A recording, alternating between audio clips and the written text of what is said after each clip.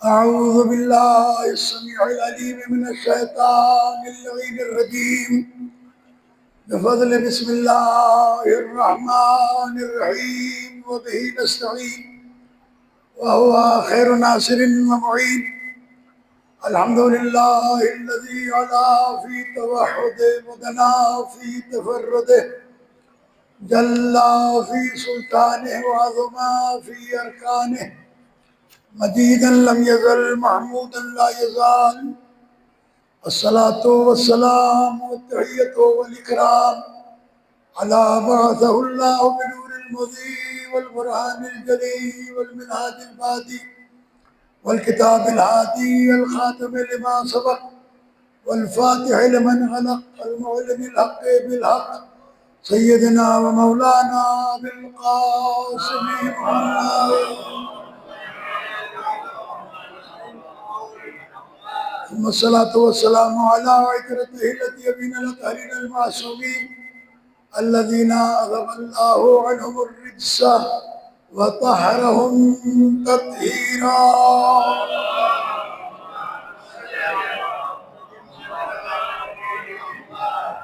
واللعنة الدائمة الباقية على أعداء الله وأعدائهم أجمعين من يوم عداوتهم إلى قيام يوم الدين. أما بعد فقد قال الله سبحانه وتعالى في محكم كتابه الكريم بسم الله الرحمن الرحيم إن الذين آمنوا وعملوا الصالحات أولئك هم خير البرية. صلوات پڑھیں بابا.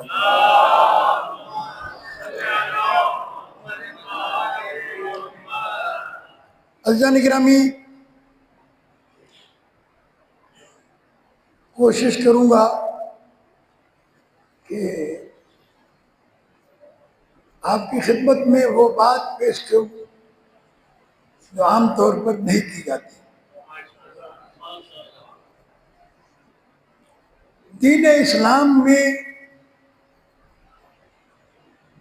دو چیزیں ہمارے سامنے ہیں، ایک ایمان اور ایک عمل صالح. ایک ایمان اور ایک عمل صالح. پورے قرآن مجید کو پڑھ کے دیکھیے، کہیں بھی ایمان اکیلا نہیں ملے گا آپ کو. کہیں بھی ایمان اکیلا نہیں ملے گا آپ کو. ایمان جب بھی ملے گا عمل صالح کے ساتھ ملے گا.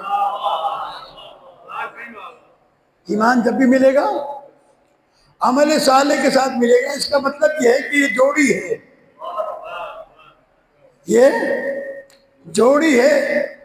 اسے اکیلا اگر کوئی آدمی تلاش کرنا چاہے تو نہیں ملے گا. نہ اکیلا ایمان ملے گا، نہ بغیر ایمان کے عمل صالح ملے گا. عمل صالح بنتا ہی جب ہے جب انسان کے پاس ایمان ہو.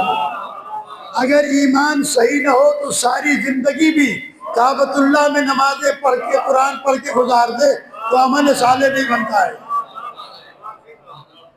یہ بات ہے. ابھی جو عمل صالح ہے اس میں عام طور پر ہمارے یہاں دو طرح کے لوگ ہوتے ہیں. ایک عمل انجام دیتے ہیں عادتاً اور ایک انجام دیتے ہیں عبادتاً. بہت سارے لوگ عمل انجام دیتے ہیں عادتاً اور بہت سارے لوگ انجام دیتے ہیں عبادتاً. یہ عادتاً اور عبادتاً میں فرق کیا ہے؟ عادت میں اور عبادت میں فرق کیا ہے؟ عادت اور عبادت میں دو مختصر لفظوں میں اگر اس کا ترجمہ بتاؤں تو عادت وہ ہے کہ جس کو انجام دینے کے بعد انسان کی زندگی پر کوئی فرق نہیں پڑتا، لیکن جو عبادتاً ہوتا ہے وہ عبادت انسان کے اوپر اثر انداز ہوتی ہے. صلوات بھیج دیں بابا جی محمد و آل محمد.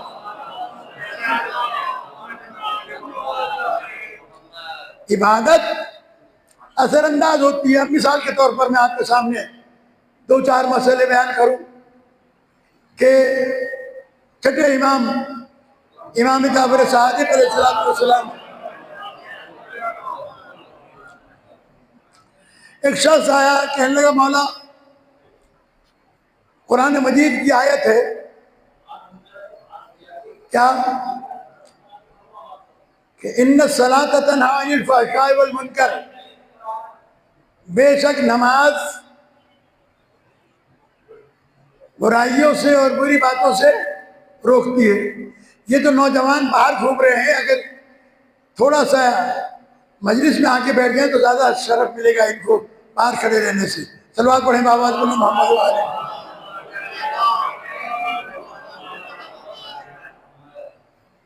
عزیزان گرامی، یہ ایک رواج بن گیا ہے آج کل کہ کم سے کم یہ نوجوان مجلسوں میں نہیں آتے۔ کیوں؟ اس لیے کہ ہمارا کیا کام مجلس میں، ہم ماتم دار ہیں، ہمارا کام ماتم کرنا ہے، ہمارا کام مجلس میں بیٹھنا نہیں ہے۔ یہ ایک عجیب دستور پیدا ہو گیا ہے۔ اچھا، اس کے ساتھ ساتھ ایک کام اور بھی شروع ہو گیا ہے کہ بغیر مجلس کے ماتم داری رکھی جاتی ہے۔ یہ سازش ہے عزاداری کے خلاف۔ مجلس کے بغیر ماتم داری ہو ہی نہیں سکتی، اس لیے کہ ماتم ہے احتجاج اور مجلس ہے آل محمد کے مقصد کی نشر۔ جب تک آل محمد کے مقصد کو بیان نہیں کرو گے، احتجاج کس چیز کا کرو گے؟ صلوات بھیج دیں بآواز بلند محمد و آل محمد۔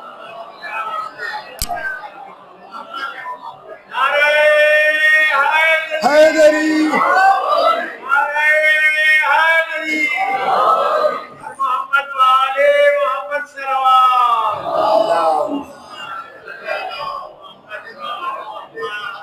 اور میں بہرحال بغیر کسی جھجک کے، بغیر کسی رکاوٹ کے یہ جملہ کہنے میں کبھی بھی عار محسوس نہیں کرتا کہ میرے بچے یہ بات سن لیں کہ اگر کوئی شخص امام بارگاہ تک آتا ہے اور اسے فرش عزا پر بیٹھنے کی توفیق نہیں ملتی تو پھر اسے اپنا محاسبہ کرنا چاہیے کہ کون سا گناہ ہے کہ بی بی نے یہاں آنے سے روک دیا ہے۔ یہ واقعہ ہے، یہ خطابت نہیں۔ اس لیے کہ اہل بیت علیہ الصلوۃ والسلام اس مجلس میں بیٹھے ہیں نا، بی بی بھی آئی ہیں، امام سید سجاد بھی آئے ہیں، ارواح مقدسہ بھی آئی ہیں، تو آپ کو کتنا بڑا شرف ملتا ہے کہ آپ ان کے ہم نشین ہیں جن کی ہم نشینی کے لیے فرشتے تمنا کرتے ہیں۔ یہ جو حدیث قصہ میں آپ پڑھتے ہیں کہ جبرائیل نے کہا یا اللہ مجھے اجازت دے کہ میں ان پانچوں کا چھٹا بن جاؤں، تو عرش پہ بیٹھا ہے، یہاں اتر کے کیا کرے گا؟ کہا تجھے معلوم بھی نہیں ہے ان کے ساتھ بیٹھنے کا شرف کیا ہے؟ تو یہ حسین علیہ السلام کے عزادار کا شرف ہے کہ جن کی مجلس میں فرشتے آنے کی تمنا کرے وہ تمہاری مجلس میں آ کر بیٹھتے۔ صلوات بھیج دیں بآواز بلند محمد و آل محمد۔ یہ عقیدے کی بات ہے، یہ ایمان کی بات ہے۔ انسان کو اس کی طرف سوچنا پڑے گا، دیکھنا پڑے گا۔ تو میں عرض کر رہا تھا کہ ایک ہے عبادتاً اور ایک ہے عادتاً۔ تو ایک شخص امام کے پاس آیا اور کہنے لگا مولا یہ آیت میں نے آج تلاوت کی، کیا کہ ان الصلاۃ تنہی عن الفحشاء والمنکر، بے شک نماز برائیوں سے اور بری باتوں سے روکتی ہے۔ نماز برائیوں سے اور بری باتوں سے روکتی۔ توجہ فرمائیے گا، دیکھیے یہ میں مولا کا فرمان بیان کر رہا ہوں، کسی ملا کا نہیں۔ اس کو ریجیکٹ نہیں کیا جا سکتا، اس کے اوپر توجہ کرنی ہے۔ کیا کہ مولا ہم دیکھتے ہیں قرآن مجید کی آیت ان الصلاۃ تنہی عن الفحشاء والمنکر، بے شک نماز برائیوں سے اور بری باتوں سے روکتی ہے۔ جتنی برائیاں ہیں ان سے بھی نماز روکتی ہے، بری باتوں سے بھی نماز روکتی ہے۔ کہتے ہیں مولا ہم دیکھتے ہیں لوگ نماز بھی پڑھتے ہیں، برائیاں بھی کرتے ہیں، بری باتیں بھی کرتے ہیں، تو نماز تو نہیں روکتی ان کو. نماز نے کہاں روکا؟ نماز پڑھی، ابھی سلام پھیرا اور غیبتیں شروع، برائیاں شروع. باہر نکلے، جو گناہ روزانہ کرتے ہیں وہ شروع. گالیاں بکتے تھے بک رہے ہیں، چغلخوریاں کرتے تھے کر رہے ہیں، گناہ کرتے تھے کر رہے ہیں. نماز نے کہاں روکا؟ اب امام کا جملہ سنیں، یہ قابل غور ہے. امام علیہ السلام ارشاد فرماتے ہیں کہ دو باتیں یاد رکھو. جب قرآن نے کہہ دیا کہ نماز برائیوں سے اور بری باتوں سے روکتی ہے، تو اب یہ بات طے ہے، یا وہ نماز نہیں جسے تم نماز سمجھ رہے ہو، یا پھر وہ برائی نہیں جسے تم برائی سمجھ رہے ہو. بات سمجھ میں آئی؟ اب دو چیزیں ساتھ اکٹھا نہیں ہو سکتی. جیسے آل محمد علیہ السلام کے ساتھ نجاست اکٹھی نہیں ہو سکتی، ایسے نماز کے ساتھ برائی اکٹھا نہیں ہو سکتی. 5 وقت کا نمازی ہے لیکن غیبت نہیں چھوڑتا، 5 وقت کا نمازی ہے لیکن برائی کرنا نہیں چھوڑتا. تو اب اس میں دو باتیں جو میں نے آپ کے سامنے کہی تھی کہ عادتاً پڑھ رہا ہے تو نماز کوئی اس پر اثر انداز نہیں ہو رہی. اگر عبادتاً پڑھی ہوتی. ایک اور روایت آپ کے سامنے پڑھ دوں اگر آپ کی اجازت ہو. چلو آپ بھیج دیں محمد وآلہ.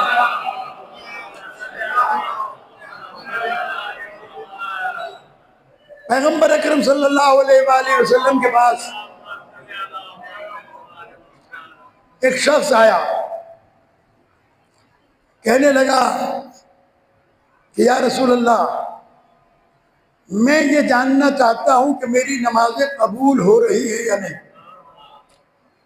میری نمازیں قبول ہو رہی ہیں یا نہیں؟ آپ نے فرمایا بہت آسان کام ہے، اس کی لیبارٹری تمہارے پاس ہے، تم خود سمجھ سکتے ہو. کہا وہ کیا ہے؟ کہا ایک نماز کے بعد دوسری نماز تک کا جو درمیان کا وقفہ ہے، فجر سے ظہر تک، ظہر سے عصر تک، عصر سے مغرب تک، مغرب سے عشاء تک، عشاء سے فجر تک، یہ جو نمازوں کے درمیان وقفہ ہے، نماز کے بعد اگر معمول کے گناہ، روٹین کے گناہوں میں کمی واقع ہو رہی ہے تو نماز پڑھ رہے ہو، اور اگر وہیں پر کھڑے ہو تو پھر یہ نماز نہیں ہو رہی، نماز قبول نہیں ہو رہی. اچھا، اس کے لیے ضرورت ہے اس امر کی کہ ہمیں اپنی عبادتوں کو عادتاً نہیں، عبادتاً انجام دینا ہے. یہی مسئلہ عزاداری میں ہے. مجلس میں گئے، حسینیت کا لباس پہنا، تو جہاں حسینیت کا لباس پہنا جائے گا وہاں نفرتیں ختم ہو جائیں گی، محبتیں بڑھ جائیں گی. کیونکہ یہ وہ درسگاہ ہے جو حر جیسے گناہگار کو بھی سینے سے لگا کے معاف کر دیتے ہیں. معلوم نہیں، تھوڑا سا میرا ساتھ دیں آپ جی. حر جیسے گناہگار کو بھی سینے سے لگا کر معاف کر دیتے ہیں.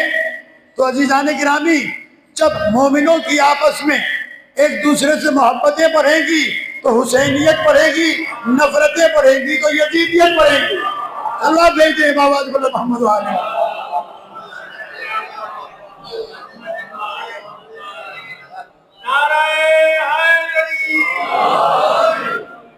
میں ایک چیز آپ کے سامنے اس منزل تک آپ کو لے آیا ہوں جہاں مجھے لانا تھا کہ 7ویں امام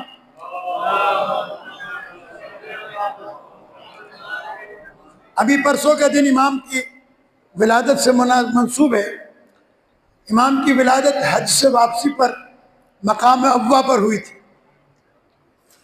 یہ بھی قدرت کا ایک انتظام تھا تاکہ دنیا کو یہ پتہ چل جائے کہ جو لوگ عورت کے حج کے مخالف ہیں ہمارے بہت سارے ایسے لوگ ہیں کہتے ہیں عورت حج پہ نہیں جانی چاہیے، تو اگر امام کی زوجہ جا سکتی ہے اور امام کی ماں جا سکتی ہے تو تمہاری بیوی کی کیا حیثیت ہے؟ تو اللہ نے اسی لیے مقام ابوا پر حج سے واپسی پر امام کی ولادت کی، تاکہ پتہ چل جائے کہ امام جعفر صادق علیہ السلام کی اہلیہ گھر والی امام کے ساتھ تھیں، حج پر گئی تھی، واپسی میں امام کی ولادت ہوئی۔ تو امام کا جو زندگی کا سفر ہے وہ تمام ائمہ سے الگ ہے۔ ساتویں امام کا جو سفر ہے وہ الگ ہے۔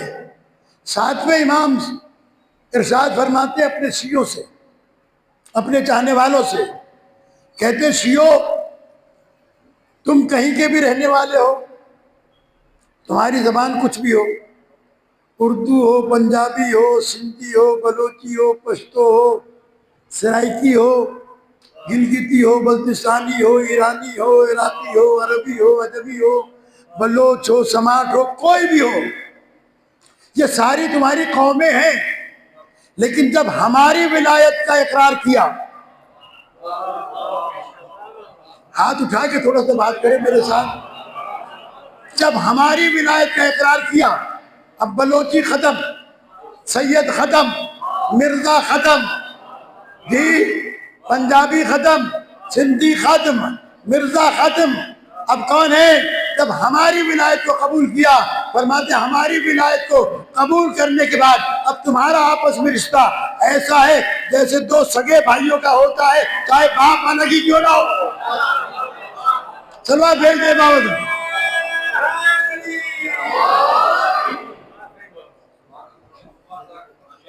یہ جو باتیں میں آپ کو بتا رہا ہوں یہ کمرشل آپ کو نہیں ملے گی، یہ عبادتیں نہیں ملیں گی۔ کیا ہے آپس میں رشتہ؟ دو سگے بھائیوں جیسا رشتہ ہے، چاہے باپ الگ ہی کیوں نہ ہو۔ اور اس کا عملی مظاہرہ امام نے کیا۔ ایک مومن آ گیا امام کے پاس، بغداد سے کا رہنے والا تھا، اس کی کوئی پریشانی تھی، اور بغداد میں رہنے والا ایک بہت بڑا ذمہ دار، مالدار، چودھری وغیرہ جو بھی آپ اسے نام دیں، اس میں اس کا کام پھنسا ہوا تھا۔ وہ بغداد سے مدینے آیا اور امام کی خدمت میں حاضری دی، کہا مولا وہ فلاں شخص ہے، آپ کا چاہنے والا ہے، آپ کا بہت زیادہ معتقد ہے، بہت نیک سیرت ہے، میری ایک حاجت ہے، اگر آپ خط لکھ دیں تو میں اس کے پاس چلا جاؤں گا، میرا کام ہو جائے گا۔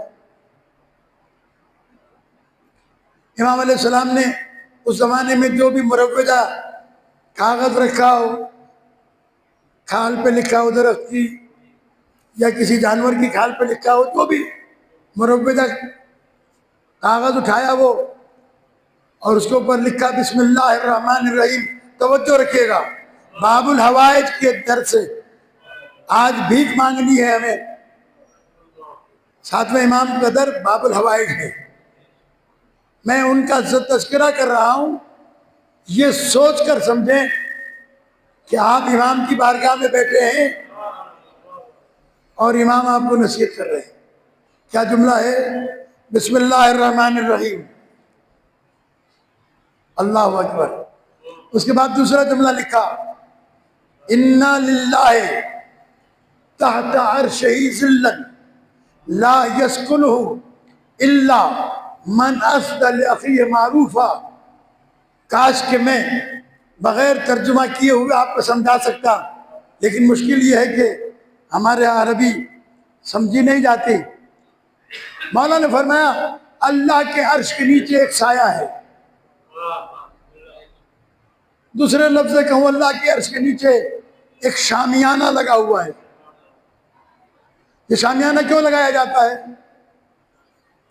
دھوپ سے بچنے کے لیے، اوس سے بچنے کے لیے، موسمی حالات سے بچنے کے لیے۔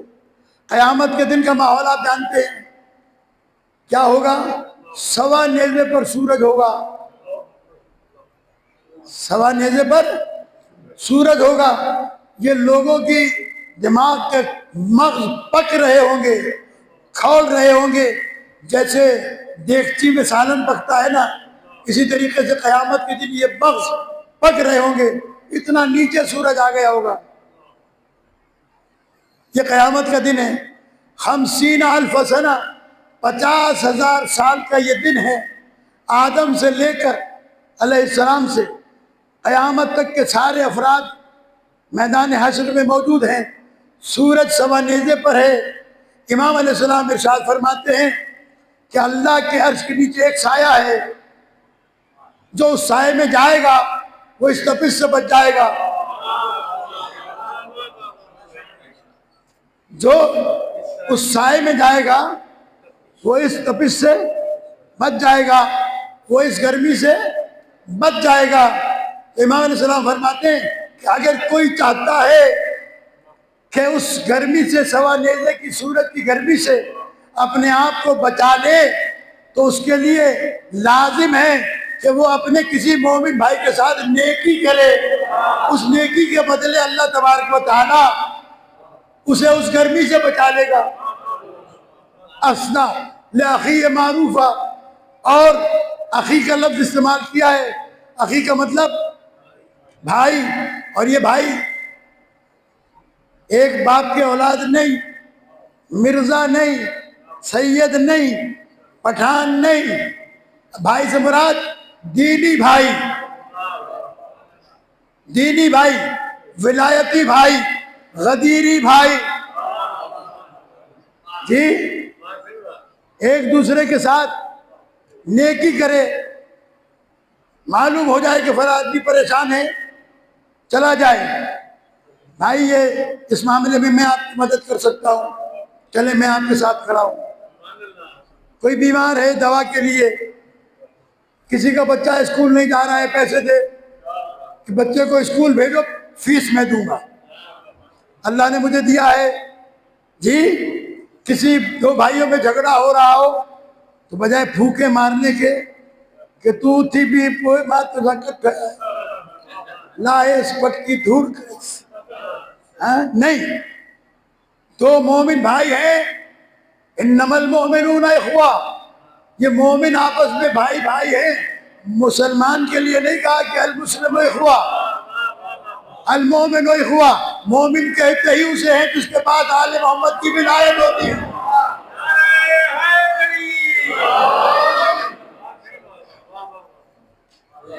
جی سلوات بھیج دیں اتنی بلند آواز سے، محمد آل محمد۔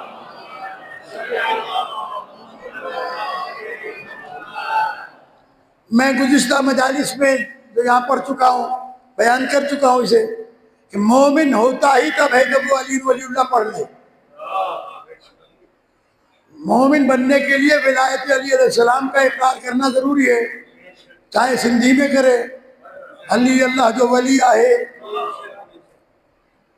چاہے اردو میں کرے علی اللہ کا ولی ہے، چاہے پنجابی میں کرے، چاہے سرائکی میں کرے۔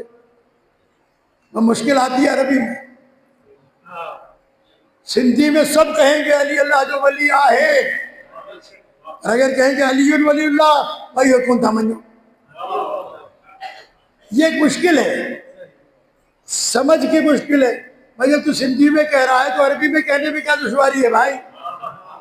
ہم سے کہتے ہیں کہ تم علی ولی اللہ کیوں پڑھتے ہو، میں نے کہا تم بھی پڑھتے ہو، ہم بھی پڑھتے ہیں، فرق اتنا سا ہے تم سندھی میں پڑھتے ہو، ہم عربی میں پڑھتے ہیں۔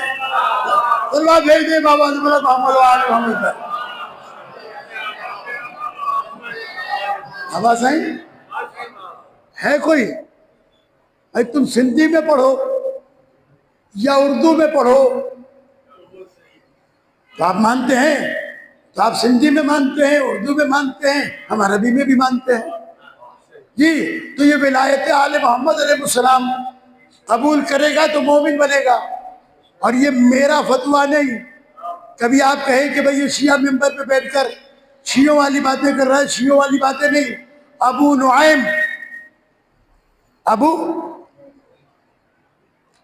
ہمارے بزرگ عالم گزرے ہیں، آپ کے بزرگوں نے سنا ہے، اور وہ یہاں آئے بھی ہیں، آغا حضرت حسن زیدی اللہ مقامہ، علامہ حضرت دہلوی سنا ہے نا، یہاں آئے بھی ہیں. وہ کہا کرتے تھے جملہ کہ 2.5 شیر کا سر ہلانے سے بہتر ہے چھٹاک بھر کی زبان چلائے. اللہ بھیج دے بابا محمد و آل محمد.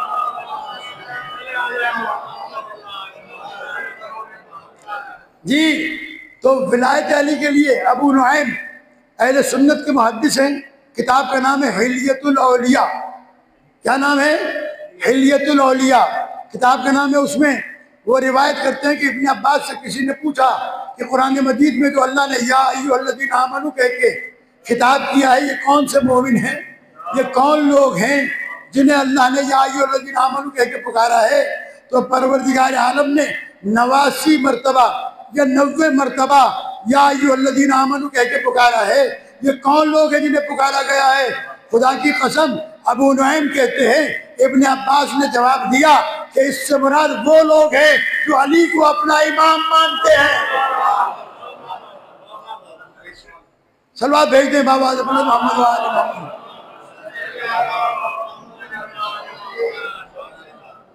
اور آج ہی میں سن رہا تھا اہل سنت کے بہت بڑے عالم ہیں لاہور کے ڈاکٹر صداقت علی فریدی. نام یاد رکھ لیجئے گا، جا کے تلاش کیجئے گا، گوگل پہ مل جائیں گے آپ. وہ ایک مذاکرے میں کہیں بیٹھے ہوئے تھے تو انہوں نے کہا کہ افسوس کی بات یہ ہے کہ ہمارے 4 امام ہیں سنیوں کے، ان چاروں کو شیعہ قبول کرتے ہیں کہ یہ امام ہیں سنیوں کے. ان کے 12 ہیں، ان میں سے ایک کو بھی سنی قبول نہیں کرتے. یہ ظلم ہے کہ ان کو نہیں مانتے جن کو منوانے کے لیے پیغمبر نے ہزاروں حدیثیں بیان کی ہیں، ان کو مانتے ہیں جن کے بارے میں ایک حدیث بھی نہیں لکھی ہے. چلو بھیج دیں بابا محمد والے.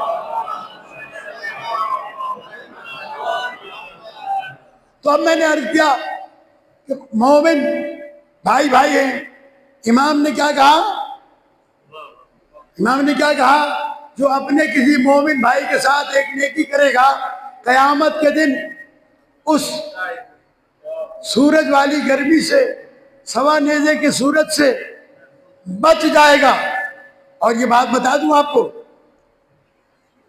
کہ اس کو اپنے ذہن میں محفوظ کر لیں.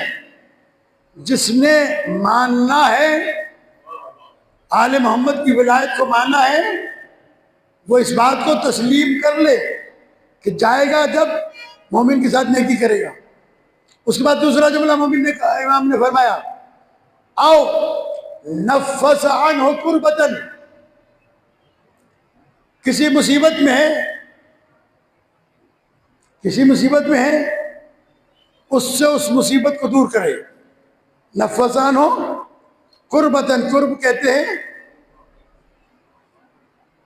مصیبت کو، مصیبت سے اس کو دور کرے، مصیبت سے نکالے.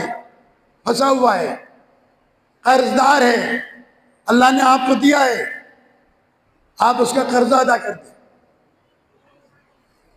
کوئی پریشان کر رہا ہے اس کو، آپ صاحب حیثیت ہیں، اس کی مدد کریں، وہ پریشانی سے نکالیں اس کو. یہ دوسرا مرحلہ. تیسرا مرحلہ او ادخل فی قلبہ سرورا، کم سے کم اپنے مومن بھائی سے ایسی بات کرے کہ اس کے دل میں خوشی پیدا ہو جائے. اپنی گفتگو سے مومن کو خوش کرے. یہ 3 چیزیں لکھ کر امام نے کیا اپنے مومن بھائی کے ساتھ نیکی کرے، اس کے تکلیف میں اس کا ساتھ دے کر اسے تکلیف سے نکالے، اور ایسی بات کرے کہ جس کی وجہ سے اس کے دل میں خوشی پیدا ہو. مولانا نے تیسرا جملہ نیچے لکھا وَهَذَا أَخُوكَ، یہ تیرا بھائی ہے، وَالسَّلَامُ. امام نے اپنا نام نہیں لکھا. دیکھیے خط لکھا جاتا ہے، آپ بھی لکھتے ہیں، پڑھے لکھے لوگ بیٹھے ہیں، استاد بیٹھے ہیں، پروفیسر بیٹھے ہیں، ریٹائرڈ لوگ بیٹھے ہیں. اپلیکیشن لکھی جاتی ہے، خط لکھا جاتا ہے، تو کیا کیا جاتا ہے؟ ایڈریس کیا جاتا ہے نا. کیا ایڈریس دیا جاتا ہے؟ بسم اللہ الرحمن الرحیم، جناب امام علی مرزا صاحب مثلا میں آپ کے پاس مثلا سید ناصر حسین شاہ کو بھیج رہا ہوں، آپ کے ہاتھ میں یہ کام ہے، اگر آپ یہ اس کے ساتھ جا کر اس کی مشکل حل کرا دیں تو احسان ہوگا، اللہ تعالیٰ آپ کو اجر دے گا، یہ لکھا جاتا ہے نا۔ لیکن یہ خط جو لکھا گیا یہ کسی ایک آدمی کے لیے ہے، پھر آگے نہیں بڑھے گا۔ یہ خط جو مرزا امام علی کے نام لکھا گیا وہ مرزا علی متقی کے پاس نہیں جائے گا، وہ پھر اور کسی مرزا کے پاس نہیں جائے گا، تو وہ لے کے جائے گا تو کہیں گے بھائی خط میری طرف لکھا ہی نہیں گیا تو میرے پاس کیوں لے کر آئے ہو؟ امام نے جو خط لکھا وہ اس مومن کی طرف نہیں لکھا، اسے ایڈریس نہیں کیا، کیونکہ اگر اسے ایڈریس کر دیتے تو یہ خط اس مومن کے لیے مخصوص ہو جاتا۔ امام نے یہ خط اوپن لکھا تاکہ قیامت تک آنے والا ہر مومن اس خط سے فائدہ حاصل کر سکے۔ محمد والے محمد صلی اللہ اللہم یہ یاد رکھیں، نمازیں، روزے، حج، زکوٰۃ، عبادتیں، ان سب کی اپنی اہمیت ہے، اس میں کوئی شک نہیں۔ ان کو ترک کرنے والا گناہگار ہے، ان کا منکر کافر ہے۔ سارا دین مانتا ہو ایک نماز کا منکر ہو جائے کافر ہے، ایک روزے کا منکر ہو جائے کافر ہے، اس سے انکار نہیں کیا جا سکتا۔ یہ سارے فریضے ہیں جو آپ کو ادا کرنے ہیں، لیکن جنت جانے کے لیے اہل ایمان کے ساتھ نیکیاں کام آئیں گی۔ جہاں معصوم نے فرمایا کہ عبادت گزار بوڑھا ہو اور کنجوس ہو، 24 گھنٹے عبادت کرتا ہے، قرآن بھی پڑھتا ہے، نمازیں بھی پڑھتا ہے، زیارتیں بھی پڑھتا ہے، سب کچھ کرتا ہے، لیکن کنجوس ہے۔ امام فرماتے، پانچویں امام، اس بوڑھے عبادت گزار سے وہ بد عمل نوجوان جو نماز بھی نہیں پڑھتا، روزہ بھی نہیں رکھتا، حج بھی نہیں کرتا، زکوٰۃ بھی نہیں دیتا، کوئی نیکی کا کام نہیں کرتا، وہ اللہ کو زیادہ پسند ہے جو سخی ہے، لوگوں کی حاجت روائی کرتا ہے۔ اس کو غور سے سنیں، یہ ہے آل محمد کا مکتب۔ آل محمد کے مکتب کو اگر پہچان لیا جائے، سمجھ لیا جائے، تو کائنات میں ان سے خوبصورت آدمی کوئی نہیں، جسے اللہ نے قرآن میں کہا اِنَّ الَّذِينَ آمَنُوا وَعَمِلُوا الصَّالِحَاتِ أُولَٰئِكَ هُمْ خَيْرُ الْبَرِيَّةِ، بے شک جو لوگ ایمان لائے اور عمل صالح انجام دیا، یہ کائنات میں زمین پر چلنے والی تمام مخلوق میں سب سے بہتر مخلوق ہے۔ پیغمبر سے پوچھا گیا، یا رسول اللہ یہ کون سی مخلوق ہے جسے خیر البریہ کہا جا رہا ہے؟ مولا کائنات کو دیکھ کر پیغمبر نے فرمایا یہ علی اور علی کے شیعہ ہے۔ چلو بھیج دے بابا محمد و آل محمد۔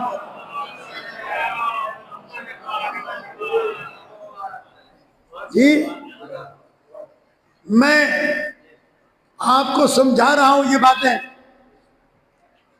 فرمان معصوم۔ یہ مومن خط لے کر گیا بغداد اور اس ذمہ دار کے پاس پہنچا، اس مومن کے پاس پہنچا جس کے نام امام نے یہ خط لکھا تھا، وہاں پہنچا، اس کے نام یہ خط لکھا گیا تھا، دروازہ بجایا، غلام آیا، کون ہے آپ؟ کہنے لگا میں مدینے سے آیا ہوں اور قاصد ہوں ساتویں امام کا، قاصد ہوں ساتویں امام کا۔ اندر جا کے مالک کو بتایا غلام نے کہ کہہ رہا ہے آنے والا کہ میں مدینے سے آیا ہوں اور انا برید موسیٰ بن جعفر، میں موسیٰ کاظم علیہ السلام کا قاصد ہوں۔ اب اس نے غلام کو نہیں بھیجا، عقیدت دیکھیں، اب اس نے غلام کو نہیں بھیجا، خود گیا اور ننگے پیر گیا، چپل پہننے کی تاخیر بھی نہیں کی، اتنی دیر سے دروازے پر کھڑا ہے، گیا دوڑا ہوا، دروازہ کھولا، سینے سے لگایا، پیار کیا، ہاتھ چومے، کیونکہ امام سے مصافحہ کر کے آئے نا۔ آپ کو معلوم ہے نا کہ جب کربلا سے کوئی زیارت کر کے آتا ہے تو زیارت کرنے والے کے لیے حکم کیا ہے کہ جو زیارت کر کے آئے اس کی پیشانی بھی چومو، اس کے ہاتھ بھی چومو، اس لیے کہ یہ حسین کی زری سے مس ہو کے آیا ہے، یہ عام ہاتھ نہیں ہے، یہ سعادت ہر ایک کو نہیں ملتی ہے۔ جی اپنے پاس بٹھایا، خط لیا، آنکھوں پہ رکھا، چوما، سر پہ رکھا، کھولا۔ جب خط کھولا تو اس میں یہ جملے لکھے ہوئے تھے جو میں نے ابھی پڑھے، تو اس نے اس سے تو نہیں پوچھا کہ تو کیوں آیا ہے، اس نے اپنے مینیجر کو بلایا، اپنے خزانچی کو بلایا، کہنے لگا یہ بتاؤ جمع کر کے کہ میرا مال کتنا ہے، میری زمینیں کتنی ہیں، میرے غلام کتنے ہیں، میری کنیزیں کتنی ہیں، میری جائیداد کتنی ہے، حساب کر کے لاؤ۔ وہ حساب کر کے جب لایا اس نے کہا آدھی سے دے دو، اس لیے کہ امام نے اسے بھائی لکھا ہے اور بھائی آدھے کا وارث ہوتا ہے۔ تو امام تو کہتے ہیں کہ مومن بھائی کا حق بھی نہ کھاؤ اور جو سگے بھائی کا حق نہ دے، اور پھر کہے کہ ماں وڈو مومن آیا، بہن کا حق کھا جائے، پھر بھی بڑا مومن، بیٹیوں کا حق کھا جائے پھر بھی مومن۔ یہ ظالم لوگ ہیں، حق کھانے والے۔ آپ جو کوئی حق کھا جائے اس پہ لعنت کرتے ہیں، یہ لعنت تو میری اپنی گردن میں پڑے گی نا۔ میں نے بیٹی کو حق نہیں دیا، بہن کو حق نہیں دیا باپ کے مرنے کے بعد، بھائی کو حق نہیں دیا، زبردستی قبضہ اس گھر میں مجلس کروں گا تب بھی حرام ہے، نماز پڑھوں گا تب بھی حرام ہے، اس کی آمدنی سے حج پہ جاؤں گا حج باطل ہے، زیارتوں پر جاؤں گا زیارتیں باطل ہے۔ کوئی نیکی اس پیسے سے نہیں ہو سکتی جس پر کسی کا حق موجود ہے۔ کال بھی کیا ہے نا، اس پہ داد نہیں ملے گی۔ سلوات بھیجتے بابا محمد علیہ وسلم۔ مکتب اہل بیت پاک ہے اس بات سے کہ اس میں کسی کا حق غصب کیا جائے، کیونکہ ہم حق غصب کرنے والوں سے نفرت کرتے ہیں، بیزار رہتے ہیں۔ تو عزیزان گرامی، اس نے آدھا دیکھ کر اب پوچھا بتا تیری حاجت کیا ہے؟ کہنے لگا اب تو میری نسلوں کو حاجت نہیں رہے گی، اتنا مل گیا ہے، اتنا مل گیا کہ میری نسلوں کو حاجت نہیں رہے گی، لہذا یہ چھٹے امام ساتویں امام کا فرمان ہے۔ اب اسی ذمہ دار کا بیٹا یقین کا بیٹا علی جب اپنی منزل پہ آیا، پڑھا لکھا، بڑا ذمہ دار بنا، بڑا مشہور عالم بنا، سمجھ بوجھ والا تھا، ہارون رشید عباسی جیسا متعصب خلیفہ جو شیعوں کو ایک آنکھ نہیں دیکھ سکتا تھا، لیکن یہ قابلیت ہے، یہ علم ہے کہ اسے مجبوراً علی ابن یقین کو اپنے ضلع بغداد کا گورنر بنانا پڑا، صوبہ بغداد کا گورنر بنانا پڑا۔ تو یہ جملہ جب میں پڑھتا ہوں نا تو مجھے یہ بات سمجھ میں آتی ہے کہ شیعوں نے 1400 سال کا سفر تلوار اور تیغ اور پتھراؤ سے نہیں کیا ہے، علم کے سینے پر چل رہا ہے۔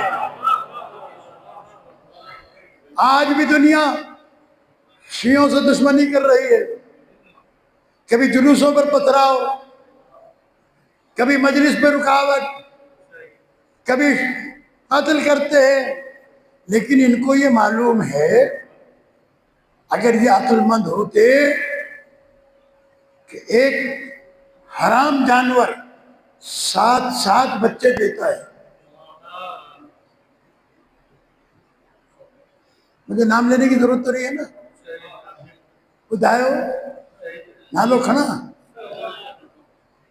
मालूम है ना. हराम जानवर कई कई बच्चे देता है लेकिन उनकी तादाद नहीं मिलती. अल्लाह की रज़ा में. और गाय भैंस हलाल जानवर है, बकरी हलाल जानवर है. रोजाना के हिसाब से हजारों की तादाद में ज़िबा किए जाते हैं, फिर भी हजारों मौजूद है. अल्लाह ने हलाल में बरकत रखी है, हलाल में. ये आले मोहम्मद की विलायत थी कि शियों की मजलिसों को तहे तह किया गया, शियों को जेलों में डाला गया, शियों की इमलाक लूटी गई, किताबें जलाई गई, उलमा को कत्ल किया गया, मुल्क बदर किया गया, कारोबार से महरूम किया गया. उसके बावजूद भी आज दुनिया में 35 करोड़ शिया आबाद हैं.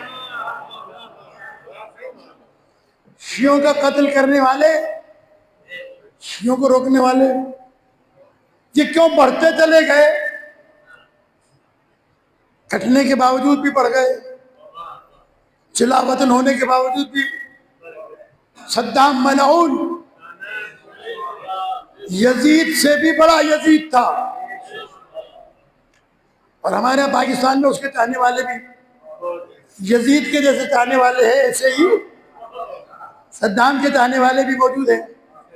वो तख्त पर बैठकर उसने ऐलान किया था क्या कि मैं इराक से शियत को खत्म कर दूंगा, इराक में शियत नहीं रहेगी, खत्म कर दूंगा. अभी ताजा ताजा कब्रें खुदती हैं, एक एक गड़े में से 100 बच्चों की लाशें निकलती हैं.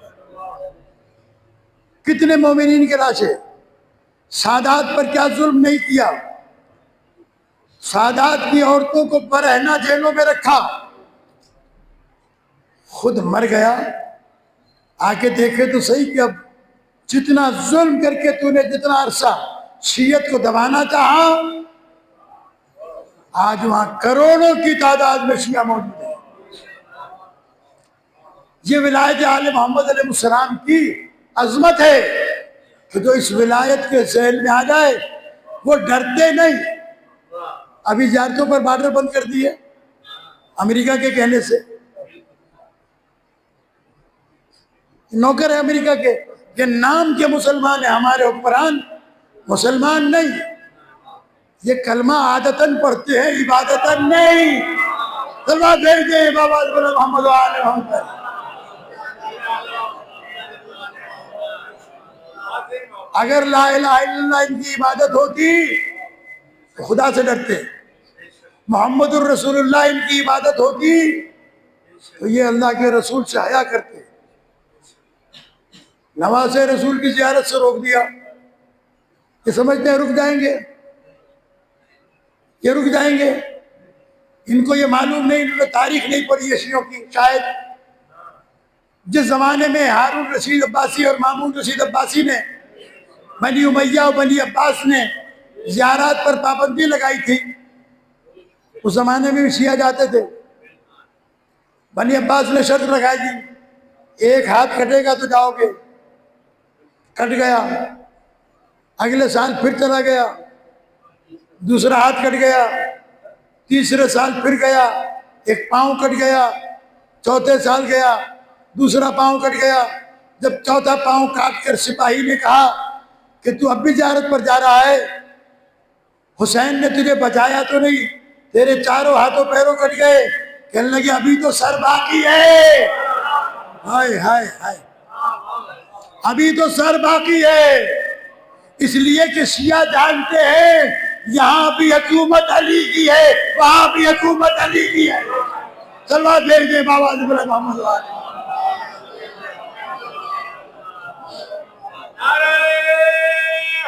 हैदरी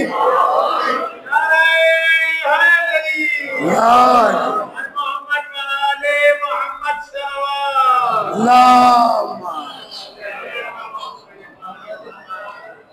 भला इन पोड़े मानू ठीक को खेवा तो नारन जो जवान भी वेठा कोई न तो लगे. जवान तो नारा लगाया दिखा रहे मुझे नारा लगा Ali. यार। अब ये नारा वो है कि जो हलाली और हरामी की शनाख्त कराता है। ये दोनों हाथ बुलंद करके नारा हैदर अली, सलवा भेज दे बाबा मोहम्मद वाले।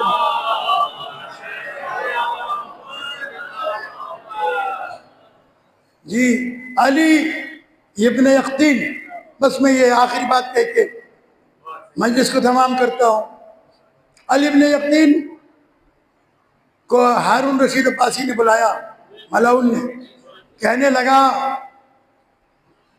कि मैं तुम्हें बगदाद का गवर्नर बनाना चाहता हूँ। गवर्नर को छोटी पोस्ट तो नहीं, सूबे का मालिक नहीं। अली इब्न यक़तीन चूंकि विलायती है, आले मोहम्मद की विलायत रखता है, कहने लगा कि बादशाह 1 महीने की छुट्टी दे, 1 महीने का वक्त दे, ताकि मैं सोच लूं, समझ लूं। 1 महीना बहुत ज्यादा होता है कि मनसब भी तो बहुत बड़ा है, मैं देखूं इस मनसब के काबिल भी हूं या नहीं।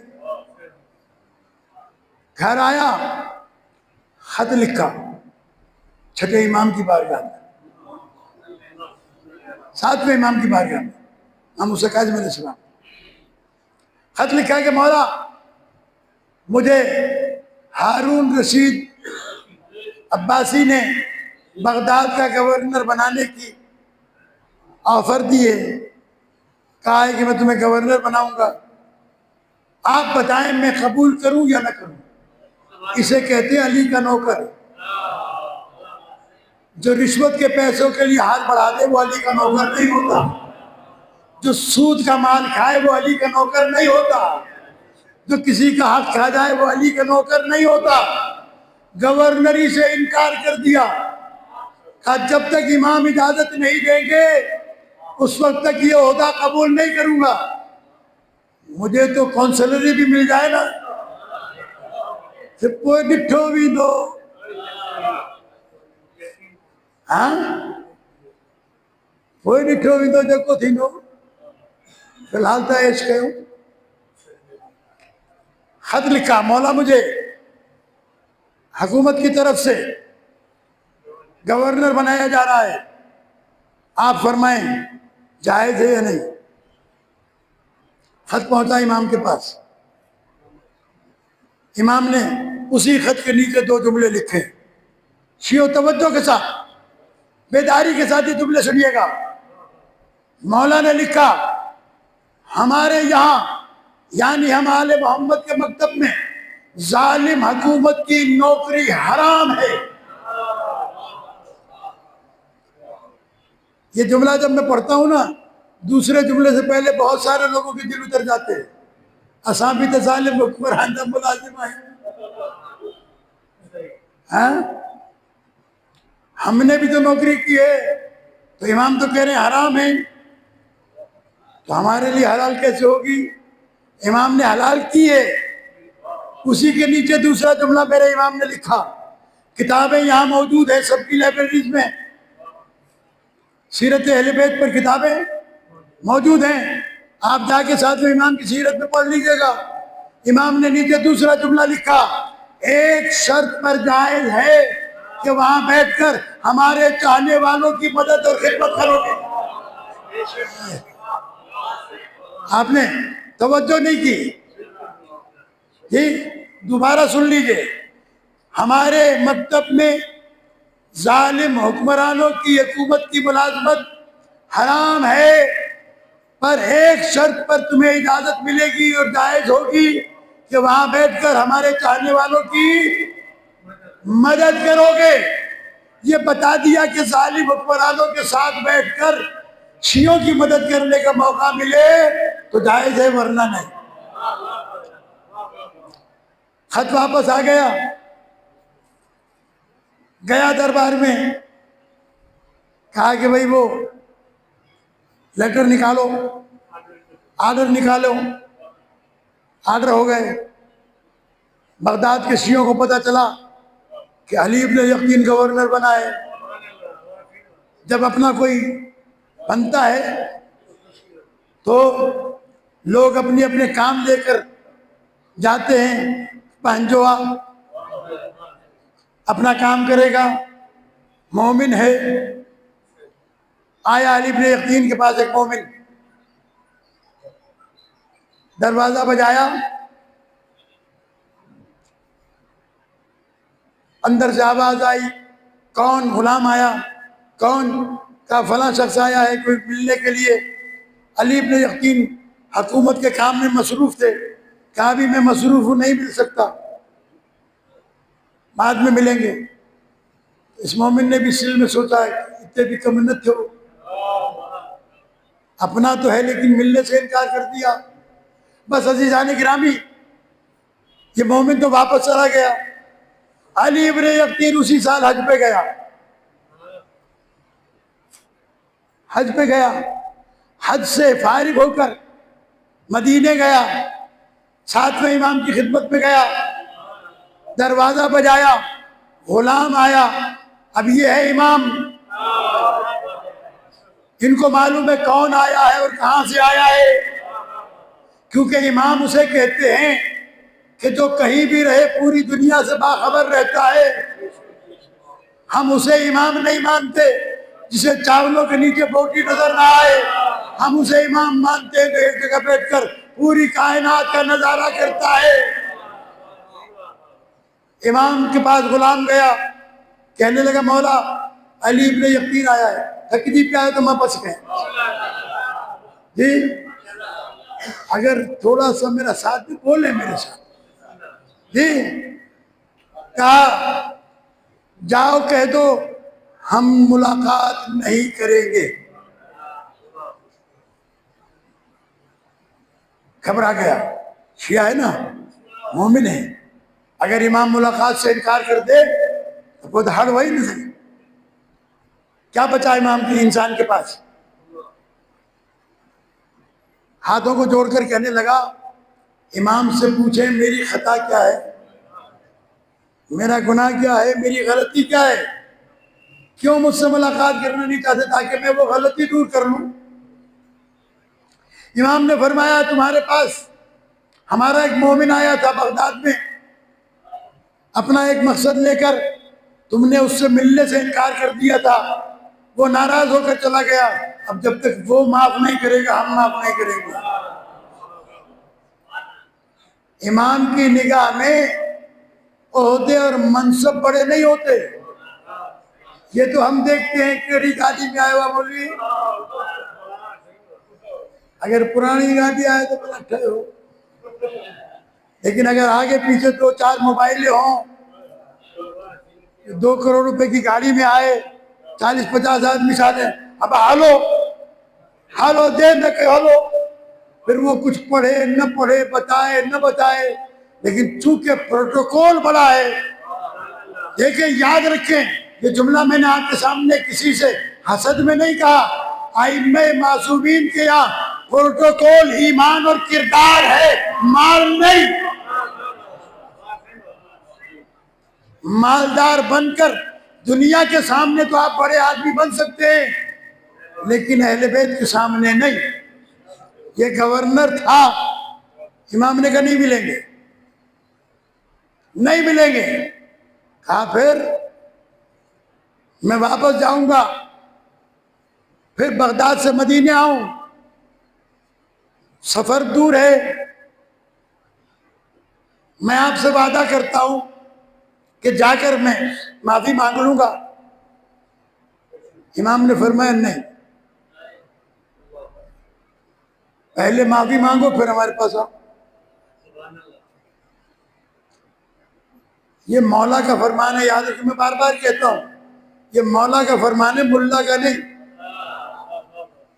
کبھی کہتے کہ مولوی تو ہو، اور مولا جو ہے وہ ہر مولا ہمارا صدیق اکبر ہے، پہلے سے لے کے 12ویں تک ہیں یا نہیں؟ کہ بے شک بھی زور سے نہیں نکل رہا ہے، آ جائیں بے شک 12 کے 12 صدیق اکبر ہیں، تو زبان سے کہہ دیا نا، اسے دنیا کی کوئی طاقت ٹال نہیں سکتی۔ امام نے فرمایا جاؤ اس سے معافی مانگو، کہا مولا جا کر واپس نہیں آ سکتا، مجبور ہوں، وعدہ کرتا ہوں میں جا کر معافی مانگ لوں گا۔ امام نے فرمایا تو مجبور ہے، ہم تو نہیں، جا جنت البقیع میں تیرے لیے سواری موجود ہے، تجھے لے کے بھی جائے گی لے کے بھی آئے گی، تاکہ ہمارا قانون نہ ٹوٹے۔ گیا جنت البقیع میں، ناچی تیار ہوئی اٹھنی، بیٹھا اس کے اوپر۔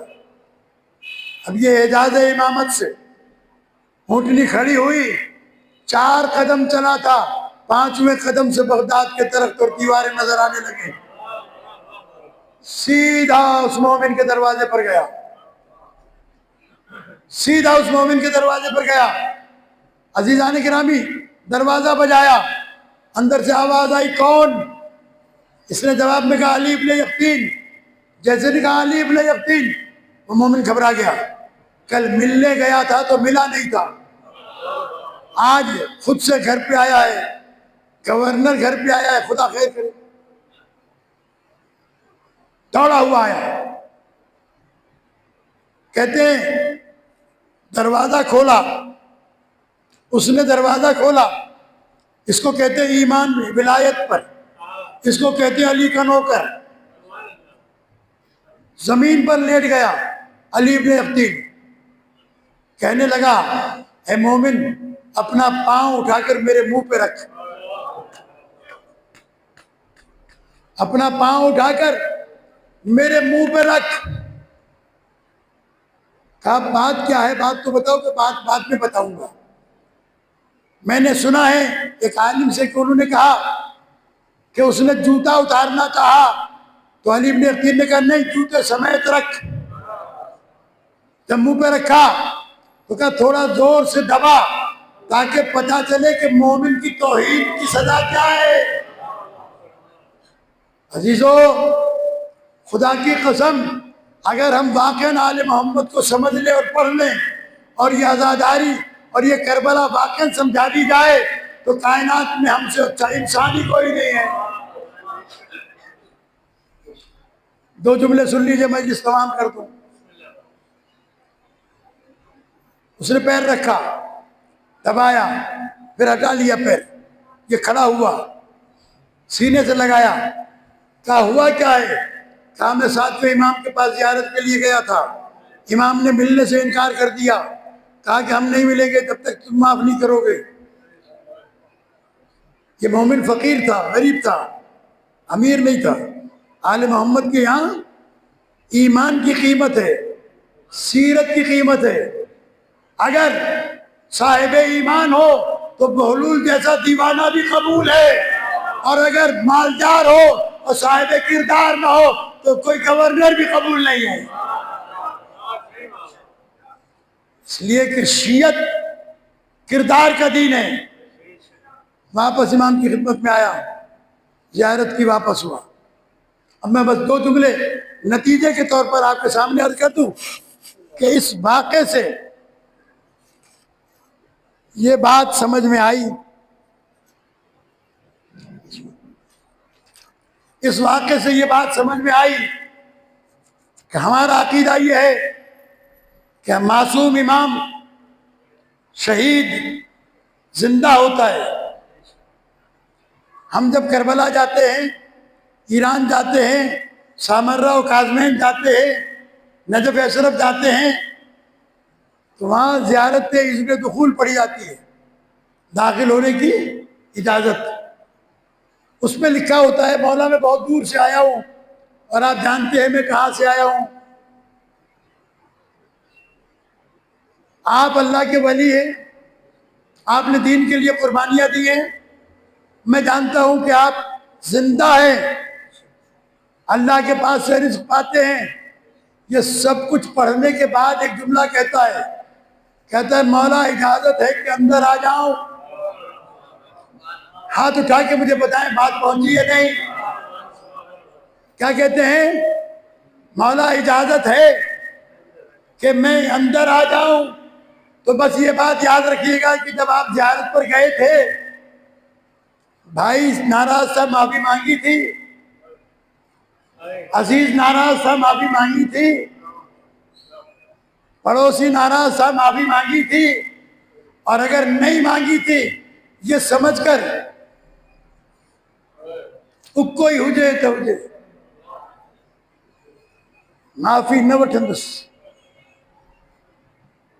ہٹھائیں نہ کندس، نیچا نہیں بنوں گا، ناراض ہوتا ہے ہو جائے، میں تو زیارتوں پر جا رہا ہوں، وہاں سے جواب آئے گا تو آیا کس منہ سے ہے میرے پاس، ہمارے چاہنے والوں کو ناراض کر کے تجھے یہاں آنے کی اجازت نہیں۔ اسی لیے یہ بچوں کو تو معلوم نہیں ہوگا، لیکن یہ میرے بزرگ جانتے ہیں جو بڑی عمر کے لوگ ہیں کہ پرانے زمانے میں بحری جہاز سے لوگ سفر کرتے تھے زیارت کا، تو زیارت پر جانے سے 3 مہینے پہلے سے تیاریاں شروع ہوتی تھی۔ اس میں سے ایک تیاری یہ بھی ہوتی تھی، ادا معاف کر جائیں یار، منع تو مولا دے، بابا معاف کر جائیں، بھاؤ معاف کر جائیں، امر معاف کر جائیں، ادی معاف کر، یہ تھی تو یا نا، ایسے ہوتا تھا یا نہیں؟ وہ پاگل تو نہیں تھے، انہیں معلوم تھا کہ جس کی بارگاہ میں جا رہے ہیں وہ جانتے ہیں کہ یہ کس کس کو ناراض کر کے آیا ہے، کس کس کی بے عزتی کر کے آیا ہے، کس کس کی توہین کر کے آیا ہے، وہ جانتے ہیں۔ تم جانو یا نہ جانو، تم کیا سمجھتے ہو کہ تم وہاں جا کر منا لو گے؟ نہیں، خواہ میں پیسہ ضائع نہ کرو، جب زیارت پر جاؤ تو پہلے سے زیارت کا اہتمام کرو، مال بھی پاک ہونا چاہیے اور نیت بھی صاف ہونی چاہیے۔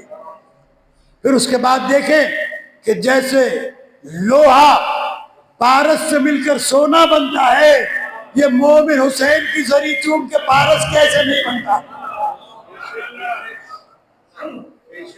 ولی بناتے ہیں حسین، گناہگار آئے تو حر بناتے ہیں حسین۔ جی یہ آل محمد کا گھرانہ ہے، حر کا خطا، حر کا گناہ کوئی چھوٹا گناہ تو نہیں ہے۔ امام حسین علیہ السلام کو گھیر کے لایا، لیکن جب عاشور کی صبح کو معافی مانگنے آیا تو امام نے یہ نہیں کہا کہ کل تو نے میرے گھوڑے کی بھاگ روکی تھی، یہ وارثان جنت ہیں، تانا نہیں دیا، بلکہ حر کو سینے سے لگایا۔ حر قدموں پہ گر گیا تھا نا، ہاتھوں میں اٹھا کے سینے سے لگایا۔ حر کا سر نیچے ہے، کہتا ہے فرزند فاطمہ، فرزند رسول، کہ میرا گناہ معاف ہو سکتا ہے؟ امام نے فرمایا تیری ماں نے تیرا نام بہت اچھا رکھا تھا، حر کے معنی ہے آزاد کے، تو دنیا میں بھی آزاد ہے اور آخرت میں بھی آزاد ہے۔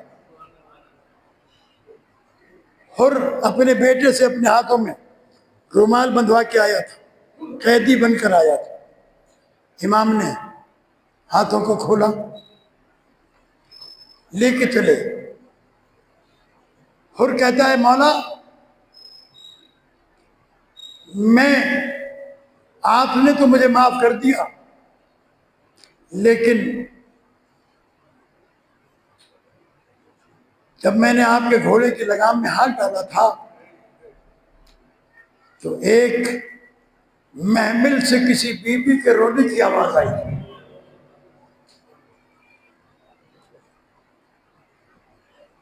مجھے اس بی بی سے معافی دلوا دی۔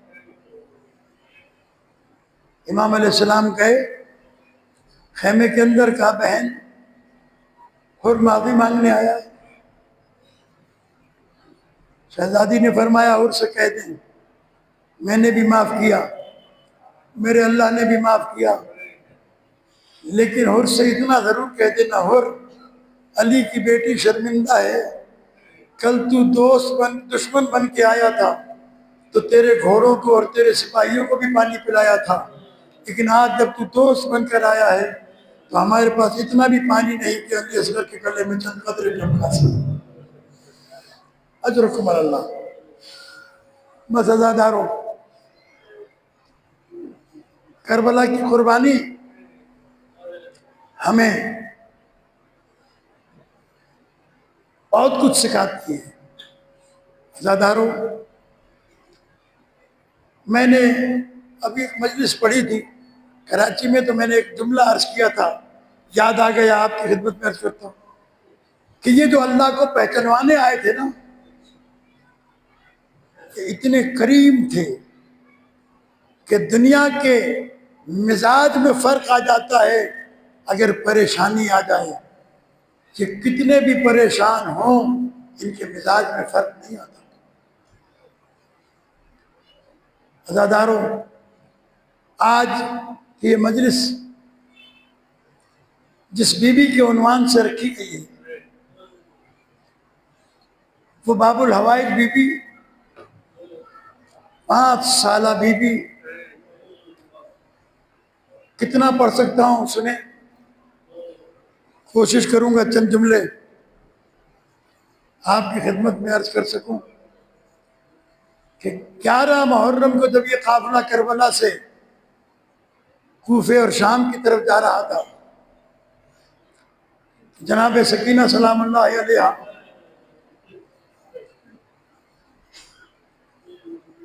شمر سے کہہ رہی تھی، ملعون سب کو لے جا، مجھے کربلا میں چھوڑ دے۔ جن کے یہاں اولاد ہے، یہ 5 سالہ بچی ہے، حسرت دیکھیں، خدا کی قسم کلے کا پھٹتا ہے جب میں مقتل پڑھتا ہوں۔ شہزادی کہتی ہے شمر سب کو لے جا، مجھے کربلا میں چھوڑ دے۔ ملعون پوچھتا ہے کربلا میں رہ کے کیا کرو گی؟ میری شہزادی فرماتی ہے جب یہ قافلہ چلا جائے گا تو میں دریا کے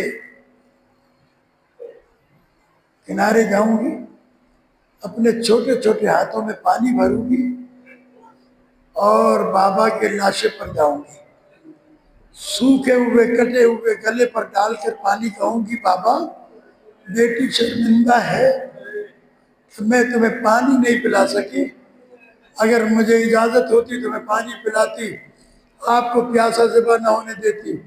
اس کے بعد میں جاؤں گی، سرے راہ کھڑی ہو جاؤں گی راستے پر۔ میرے بابا سے میں نے سنا تھا کہ ابو ذر غفاری رسول کے صحابی کا انتقال ہو گیا تھا جنگل میں، تو ان کی چھوٹی سی بچی تھی، اس بچی نے سرے راہ کھڑے ہو کر اپنا دوپٹہ ہلا کر کہا تھا، جانے والوں نوا صحابی رسول مار گیا ہے، آ کر اس کا لاشا دفنا دو۔ کچھ لوگ آئے تھے جنہوں نے آ کر لاشا دفنایا تھا۔ اے شمر جب یہ قافلہ چلا جائے گا میں سرے راہ کھڑی ہو جاؤں گی، میرے سر پہ چادر تو نہیں ہے، میں پکار کے لوگوں کو چھوٹے چھوٹے ہاتھوں سے بلا کر کہوں گی، جانے والوں نواسے رسول شہید ہو گیا، آؤ نبی کے نواسے کا لاشا دفنا دو۔ اگر کوئی نہ آیا تو میں پھر واپس آؤں گی، بابا کے لاشے کے قریب آ کر چھوٹے چھوٹے ہاتھوں سے خاک اڑا کر اپنے بابا کا لاشا دفناؤں گی۔ لیکن ظالم نے بچی کو رہا کرنے کے بجائے تنہا اونٹ پر بٹھایا اور کہا سارے بچوں کو ماؤں کے ساتھ بٹھاؤ، اس بچی کو الگ بٹھاؤ۔ عزاداروں، کربلا سے شام تک یہ 25 تکلیفیں اٹھاتی ہوئی گئی، تعزیانیں کھاتی ہوئی گئی۔ نبی کریم کا صحابی سہیل سعدی کہتا ہے، میں نے شام کے بازار میں جب یہ ناکے گزرتے ہوئے دیکھے جس پر بچی کو ایسے باندھا ہوا تھا جیسے ناکے پر سامان باندھا جاتا ہے، میں نے دیکھا اونٹ کی پشت پر دونوں طرف خون کی چادر بنی ہوئی تھی، سکینہ کا خون بہہ گیا۔ عزاداروں، اس کے بعد جب دربار میں لائی گئی تو ایک رسم میں 12 گلے تھے۔ ہاں عزیزان گرامی، دربار میں پہنچی میری شہزادی، دربار کے اندر یزید ملعون کہتا ہے یہ بچی کون ہے؟ کہا یہ وہی بچی ہے جس سے حسین بہت محبت کیا کرتے تھے۔ مطلب کہا نا بہت محبت کیا کرتے تھے، کہا میں اس سے بات کرنا چاہتا ہوں، کہا بات کرنا چاہتا ہوں، کہا بتاؤ تمہارے بابا تمہیں ناشتے میں کیا کھلاتے تھے؟ کہنے لگی میرے بابا مجھے ناشتے میں تازہ خورمے کھلاتے تھے، لیکن گلے سے آواز نہیں نکل رہی تھی۔ پوچھتا ہے ملعون کی آواز کیوں نہیں نکلتی؟ امام سجاد علیہ السلام نے رو کے کہا ظالم دیکھتا نہیں ہے، ایک رسل میں 12 گلے ہیں، ارے میری بہن چھوٹی ہے، گلا بندھا ہوا ہے، آواز کیسے نکلے گی؟ عزاداروں مجھے نہیں معلوم۔ شہزادی کا گلا کھلوایا گیا، جب شہزادی کا گلا کھل گیا کہا کہ بتاؤ کیا کھلاتے تھے؟ کہا تازہ خورمے کھلاتے تھے۔ شہزادی سے کہا میں کھلاؤں تو کھاؤ گی؟ جناب سکینہ نے ایک مرتبہ پھوپھی کو دیکھا، جب پھوپھی نے اجازت دے دی نا تو یتیمہ بچی نے کہا ہاں کھاؤں گی۔ یزید ملعون نے تس سے کپڑا ہٹایا، کٹا ہوا سر بابا کا دیکھا، سکینہ آگے کی طرف بڑھی، کہا خبردار سر کے قریب نہ آنا، اس لیے کہ میں نے سنا ہے تم آل محمد کا دعویٰ ہے کہ تم معجز نما ہو، آج میں تمہاری کرامت دیکھنا چاہتا ہوں۔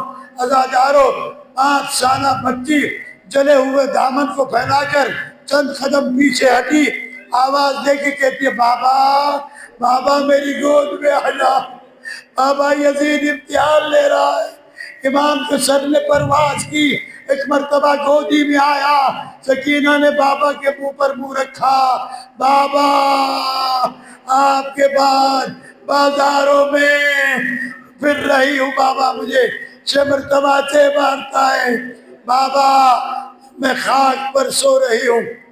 عزاداروں بس میں نے مختصر کیا، یہ آگے زندان شام میں عزاداروں صبح ہوتی ہے، زندان ایسا ہے جس کی چھت نہیں، چھت کھلی ہوئی ہے، بچی باپ پھوپھی کی گود میں آ کے بیٹھ جاتی ہے، پوچھتی ہے اماں یہ پرندے کہاں جا رہے ہیں؟